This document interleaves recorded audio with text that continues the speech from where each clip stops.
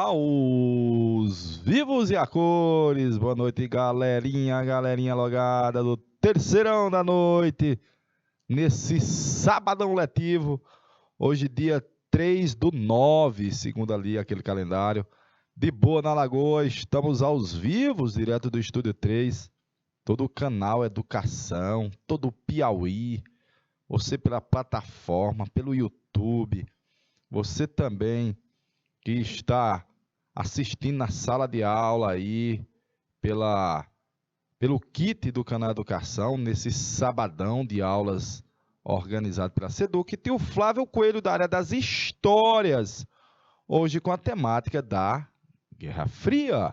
Vamos para ela? Vamos para ela? Pegar aqui a canetinha. Hoje muitas questões, né? Muitas questões. Está aí, Guerra Fria com resolução de questões, analisar alguns elementos importantes desse evento, um pouquinho da história do mundo, né? Nessa segunda metade do século XX, marcada por esse cenário de tensão entre essas duas superpotências que emergiram, vamos dizer assim, que emergiram da Segunda Guerra Mundial. O professor Flávio vem lá do sertão, das Cambroenga do sertão, lá do interior do mato, viu? Da Caatinga braba. Eita, sertão das cutricas, rapaz. Vamos passar? Está aí o mundo em tensão, a famosa Guerra Fria.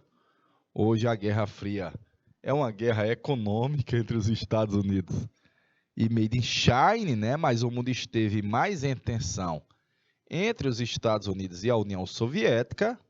É quase uma terceira guerra mundial. E essas duas superpotências foram as duas que sobressaíram ali, vamos dizer assim, ao final da Segunda Guerra Mundial, sendo as potências maior que a gente teve depois da queda do Hitler e da ruína de uma Europa continental. Beleza? Vamos lá. Tá aí a águia versus o urso. Cada um tá com raivinha. Cada um tá com raivinha, de boa. Alguns elementos relacionados aos Estados Unidos, de boa. E alguns elementos relacionados à União Soviética. Quem viu essa semana e acompanhou as reportagens televisivas, ocorreu a morte do meu amigo Mikhail Gorbachev, que era o último grande comandante da União Soviética, que implodiu, né, a União Soviética com a Glasnost e a Perestroika, a transparência política e a reabertura econômica, e, de certa forma, acabou com a Guerra Fria, né? Depois passou a ser uma guerra quente entre os Estados Unidos e a China, mas uma guerra comercial. Década de 50 para 60, eu acho que foi um período assim mais tenso, né, da Guerra Fria. O Stalin morreu em 53, quem assumiu foi o Nikita Khrushchev. Ele buscou desestalinizar, como também ele buscou uma espécie de coexistência pacífica com os Estados Unidos. De 55 até a crise dos mísseis em 62, é mais ou menos uma ideia de nós não vamos buscar ampliar as áreas de influência. Ocorreu na Indonésia a Conferência de Bandung. Muitos países disseram, nós não queremos estar alinhados nem a um nem ao outro.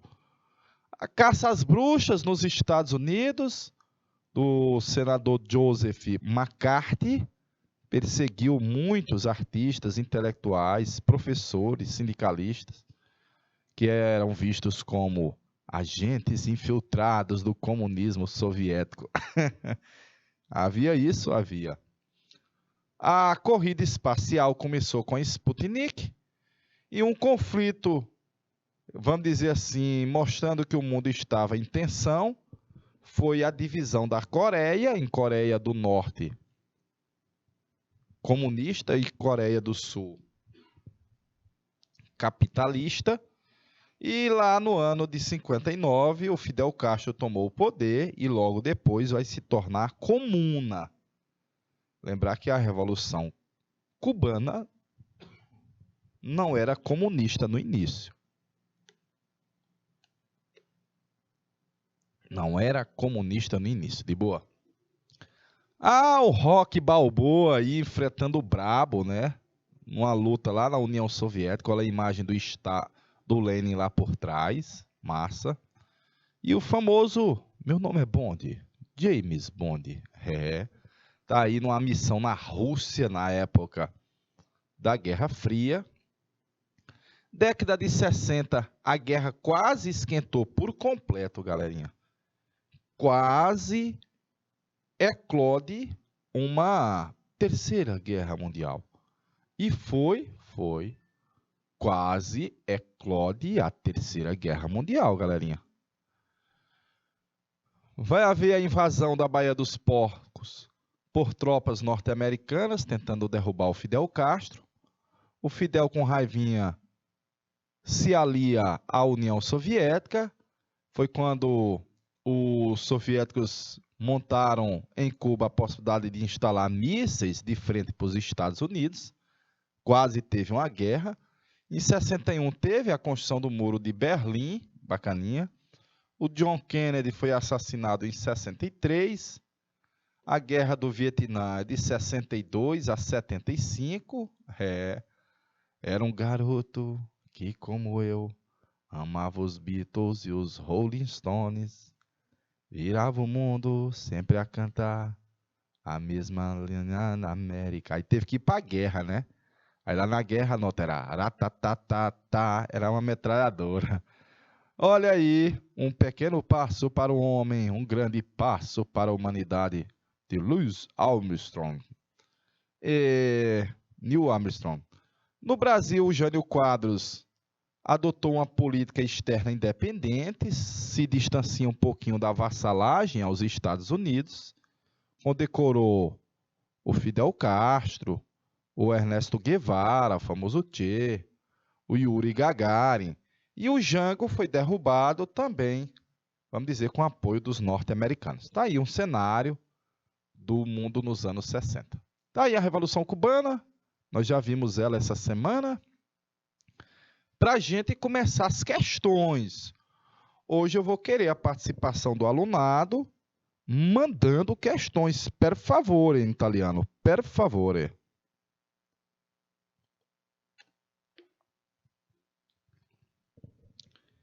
Imagem referente à crise dos mísseis em Cuba. Crise dos mísseis em Cuba. Aí você está vendo o comandante da União Soviética, é esse caba de vermelho em cima da bomba H, aí é o Nikita Khrushchev. O outro caba é um galã, o John Kennedy. Eles estão bem pertinho de apertar o botão. Mentira, rapaz. Referente ao contexto abordado na charge, deve-se relacioná-lo a quê? Deixa um minuto na tela para a galerinha mandar a resposta para nós, para ver se os alunos vão conseguir responder. É para você tentar responder, galerinha, antes de o professor, claro, fazer análise das alternativas e, evidentemente, você está testando os seus conhecimentos. De boa? Um minuto na tela.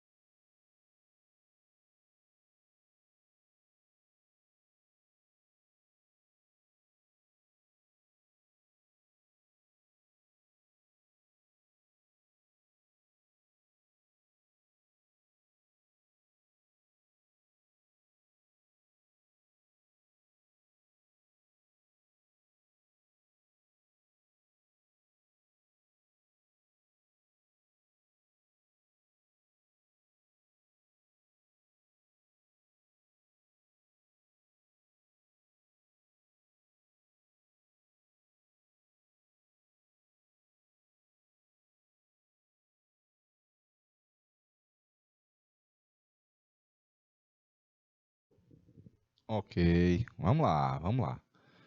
Referente ao contexto abordado, deve-se relacioná-lo ao aprimoramento das formas de controle de armamento. Não, porque aparentemente eles estão bem pertinho de detonar, né? Não controle. A interferência direta dos Estados Unidos nos governos orientais? Não, porque quem tinha essa influência direta ou maior era a União Soviética, não os Estados Unidos. Há uma tensão política externa entre blocos oponentes? É verdade, viu? É uma verdade. Aí tem uma tensão entre blocos oponentes? Sim. A intensificação das disputas entre o Norte e o Sul? Não. Ao conflito direto entre as duas superpotências? Olha, galerinha, não teve na Guerra Fria um conflito direto. Não teve. A crise dos mísseis não provocou um conflito direto, mas uma tensão política externa. Tensão e temor de que poderia ocorrer, claro, uma terceira guerra mundial, mas um conflito direto entre as duas superpotências não teve. Documento 2. Documento 1. Marcha sobre o Pentágono, de 21 de outubro de 67. Documento 2. Por que me pedem para vestir uma farda, viajar 10.000 quilômetros e matar Vietcongues, se eles nada fizeram de mal para mim? Muhammad Ali, o grande pugilista norte-americano, Cassius Marcellus Clay Muhammad Ali, em 67. Tomando por base os documentos referentes a eventos dos anos 60, pode-se associá-los como exemplos de quê? Virgem, galerinha. Como exemplos de quê, meu povo? Alô, meu amigo Anderson. Alô, meu amigo Anderson. Boa noite, Anderson de Steel. Letra C de sabido. Vamos ver já já, né? Galerinha lá do Anexo Brejo. Boa noite, galera do Anexo Brejo. Alô, Ana Clara. Galerinha de São Pedro. Alô, Emily. Alô, Emily. Boa noite, Emily. Boa noite, meu amigo Santiago. Autoridade. Autoridade, meu amigo Santiago.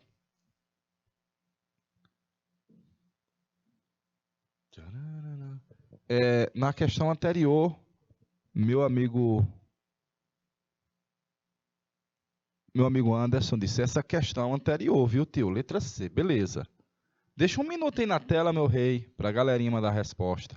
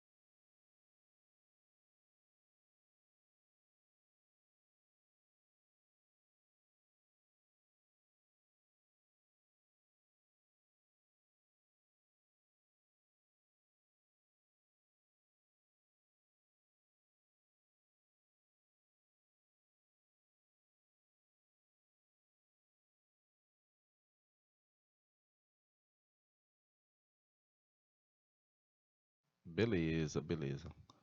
Tomando por base os documentos, pode-se associá-los como exemplos de protesto contra o racismo? Olha, não exatamente.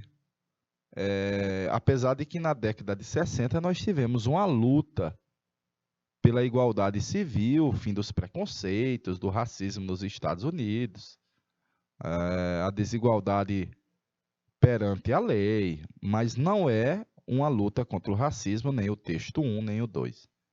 Insurgência ao liberalismo, também não. Crença e defesa do capitalismo? Também não, viu? Pode ser visto como exemplo de pacifismo? Olha, essa moça está colocando uma flor sobre um fuzil. Lembra a paz. E o meu amigo Muhammad Ali foi preso porque se negou a se alistar e ir lutar na guerra do Vietnã. É uma desobediência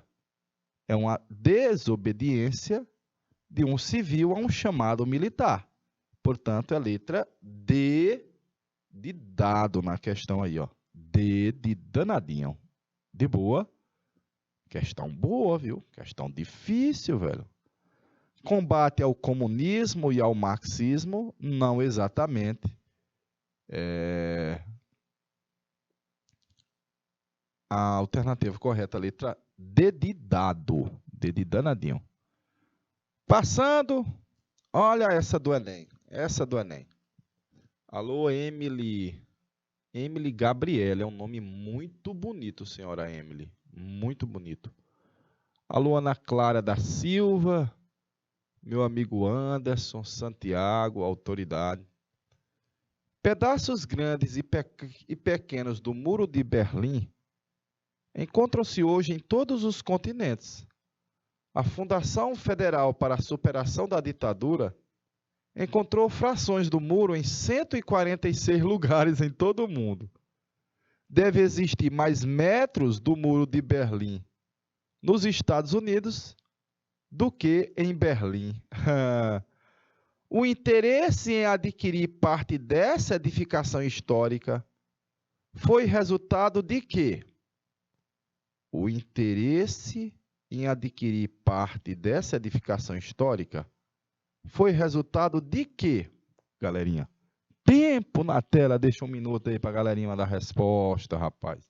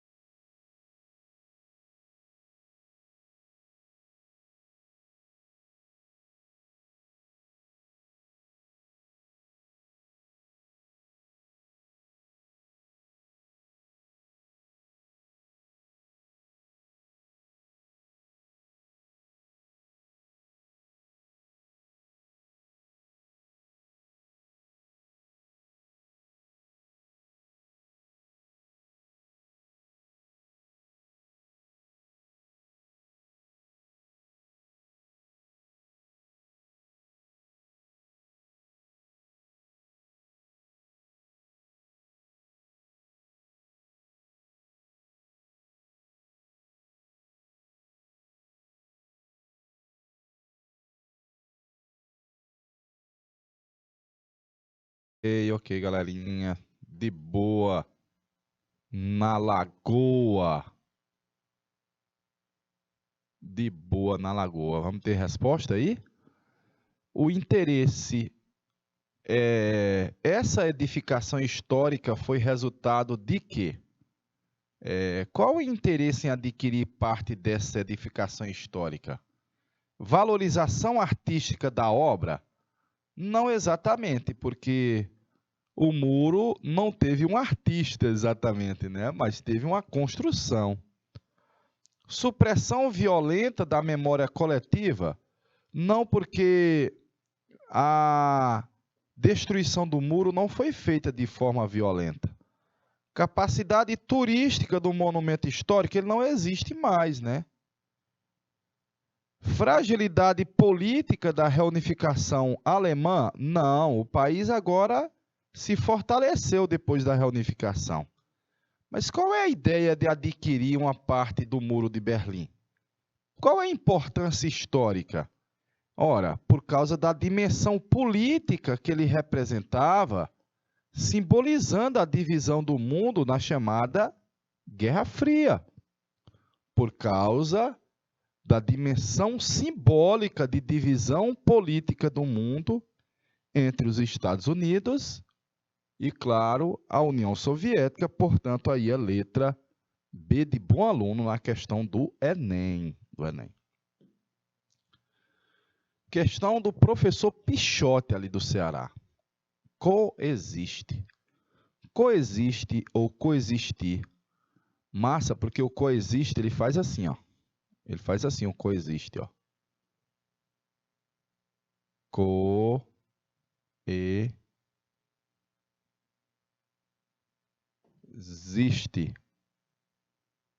E o coexiste mostra 3 símbolos de religiões monoteístas. Coexistir é uma logo criada pelo artista polonês Milodor Zeniek, um dos maiores propagadores da mensagem do coexiste. É o vocalista da banda irlandesa U2, Bonovox. Em todos os seus shows e entrevistas, ele sempre fala sobre a importância da convivência pacífica entre raças e crenças. Para que todos possam coexistir pacificamente. A banda, inclusive, tem uma música com esse nome, de boa? A banda, inclusive, Cris. Alô, Cris. Boa noite, Cris. A banda, inclusive, tem, vamos dizer, uma música com esse nome.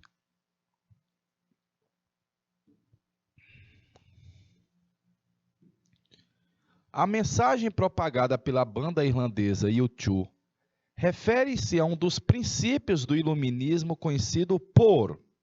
Questão boa, viu? Questão muito boa. Questão de atualidade, né?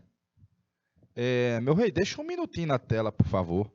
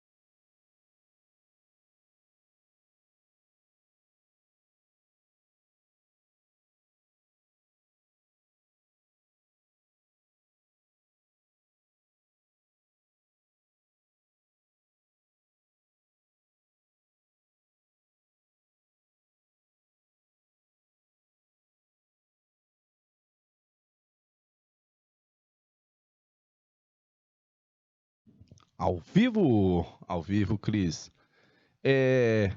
A questão é sobre o iluminismo, a gente traz para a atualidade, ó. Porque ele fala em defesa da razão. Não, o iluminismo falava em razão, sim. Falava em liberdade de expressão, sim. Criticava o mercantilismo, sim. Era oposto ao absolutismo, sim. Mas ela fala em coexistência.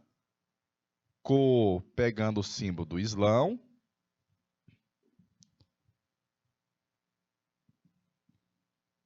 E aí ela faz essa montagem com o Islã, o judaísmo e o cristianismo. Portanto, aí, uma tolerância religiosa.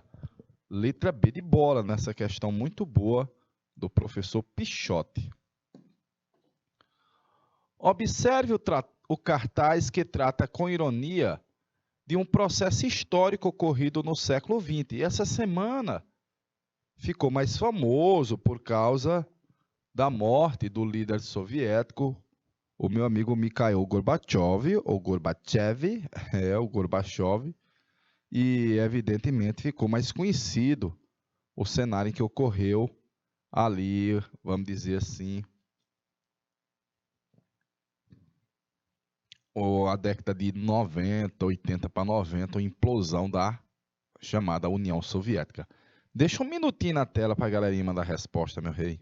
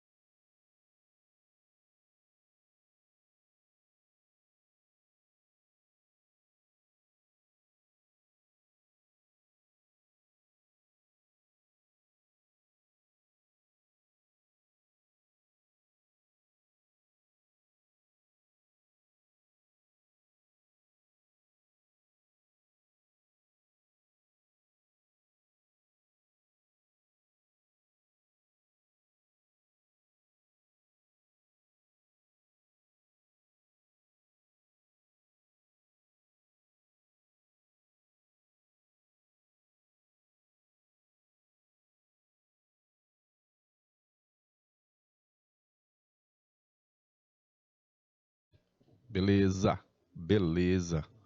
Olha, aqui o autor da questão, ele pega o símbolo da União Soviética e coloca ele como que caindo e se transformando no símbolo da McDonald's. É, a ponte alternativa que contenha o processo ao qual se refere a imagem.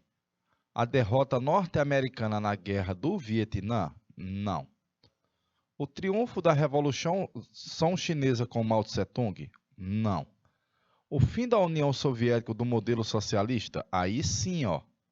A União Soviética deixou de existir, 91, e o modelo socialista está em decadência, como você vê. Ele está caindo e se transformando em capitalismo. Ali não é a Primeira Guerra e nem a criação de um mercado de massas nos Estados Unidos. Lá já tinha, viu? Lá já tem. Portanto, questão de número 6, muito boa. Aí a resposta é a letra C de sabido, C de Cristiane. Senhora Oliveira, né? Faça o print, galerinha. Questão muito boa, viu? Muito bem desenhada essa questão, muito bem montada aí. E essa chargezinha aí ficou Shibatman, viu? Shibatman.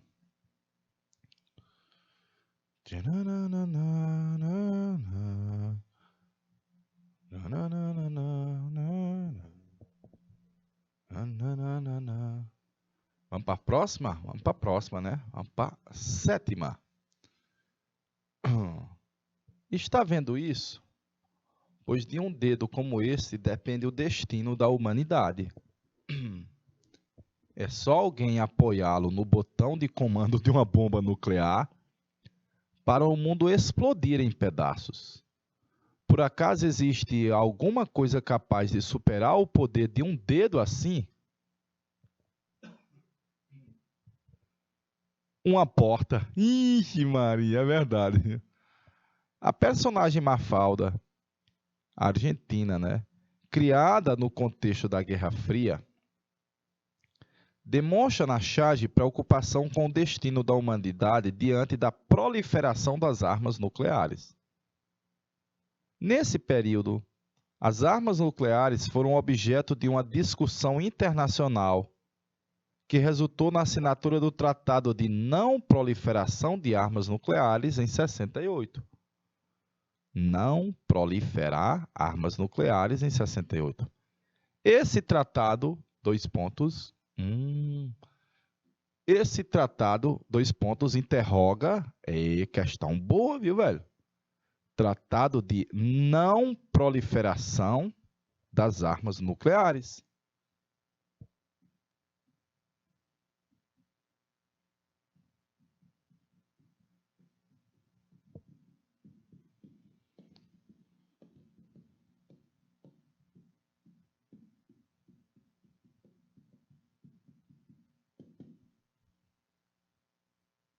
Beleza, beleza.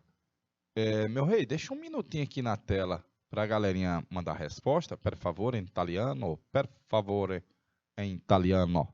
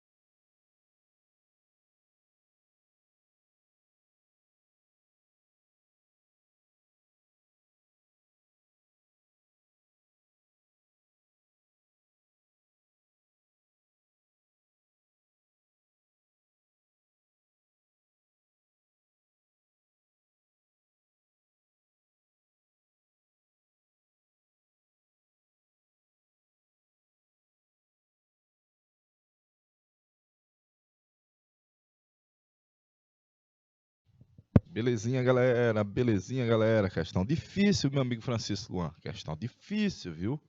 Tratado de não proliferação. Impediu o desenvolvimento de armas nucleares em países com conflitos históricos como Índia e Paquistão? Não. Impediu? Não. Fracassou nas suas intenções de restringir a expansão de armas nucleares, uma vez que não foi assinado pelos Estados Unidos e a União Soviética? Não, porque até eram os Estados Unidos e a União Soviética que detinham, né, as armas nucleares. De boa. E são eles que têm interesse em outros não terem. Então, não foi assinado por eles. Proibiu que os países derrotados da Segunda Guerra, como a Alemanha, Itália e Japão, desenvolvessem armas nucleares? Não. A Alemanha passou a ter a tecnologia também. Perdeu a sua razão de existir com a saída da China e da Coreia do Norte em 92, quando expandiram seus armamentos nucleares? Não. Desestimulou a criação de armas nucleares por países da América Latina? Sim. Em sua corrida pela hegemonia regional? Sim. Nós, infelizmente, ou felizmente, não sei nem qual é a posição que a gente pode dizer, se é bom ou se é ruim, mas o peso de uma bomba nuclear, notadamente, dá um know-how de um poder, de uma potência de um país ali a nível regional, com certeza absoluta. Boa noite, meu amigo Francisco Luan. Francisco Luan. Os soviéticos tinham chegado a Cuba muito cedo na década de 60, esgueirando-se pela fresta aberta pela imediata hostilidade norte-americana em relação ao processo social revolucionário cubano. Durante 3 décadas, os soviéticos mantiveram sua presença em Cuba com bases e ajuda militar, mas sobretudo com apoio econômico que, como saberíamos anos mais tarde, mantinha o país à tona, embora nos deixasse em dívida com os irmãos soviéticos e depois com seus herdeiros, os russos, por cifras que chegavam a 32 bilhões de dólares. Ou seja, o que era oferecido em nome da solidariedade socialista tinha um preço definido e um preço a pagar a posteriori. O texto indica que durante a Guerra Fria, as relações internas em um mesmo bloco foram marcadas por 2 pontos, interroga. Deixa só um minutinho na tela aí, meu rei. Já temos resposta ali. Muito bem, Emily. Eu quero mais respostas, galerinha. Mais alunos mandando resposta.